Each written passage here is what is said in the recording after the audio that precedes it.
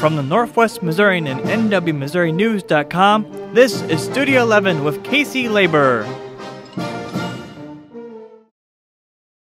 The case in the shooting death of a Maryville man is moving forward.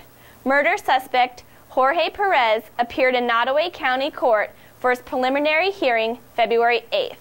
Perez is charged with second-degree murder in the death of Alex Hernandez December 3rd while both worked at the Mandarin restaurant in Maryville.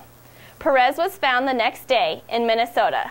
A witness said Perez pointed the gun and shot Hernandez.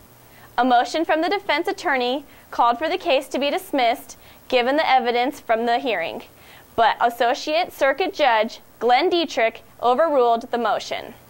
Perez is being held at the Nottoway County Jail.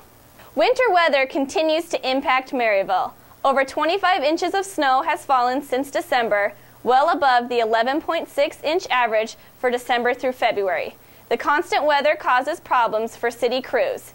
Maryville Street Superintendent Jay Sosek says filling potholes is difficult. You want to keep everything the best you can keep it out there, and 1 minute you're out there and filling the hole, and within 25-30 minutes later, if there's a lot of water and stuff running, the cars will just bounce the material right back out of the holes. Another problem facing the city is the lack of ice melt. Because of the number of storms, Maryville Public Works Director Greg Decker says ice melt is becoming hard to come by. We're out of salt right now, but we're going to do whatever we can to at least get 20 or 30 tons in here, so that if we do get an icy situation, we can take care of the streets. And we hope to be able to do that in the next 24 hours.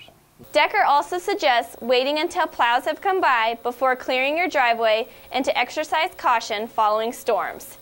It's a performance intended to make a difference in both the lives of women and men. The Vagina Monologues is a campaign to end violence and abuse against both women and young girls through a collection of stories. It's the 5th straight year for the performance on campus. More than 150 tickets have been sold for the performance at the Wesley Center. We didn't want it to be some big stadium where everyone's spread out. We wanted to feel like it's a community. The Wesley Center, the stage that they have is very tiny, and just, the ballroom is just massive. The Vagina Monologues will be performed at 7 February 15th and 16th, and at 2 February 17th. Tickets are $8 at the door. Northwest will be ending its voice-over internet protocol pilot program that replaced landline phones in rooms in the Missouri Academy and Franken Hall. The program allowed residents to use their notebook computer for voice calls, including free international calls.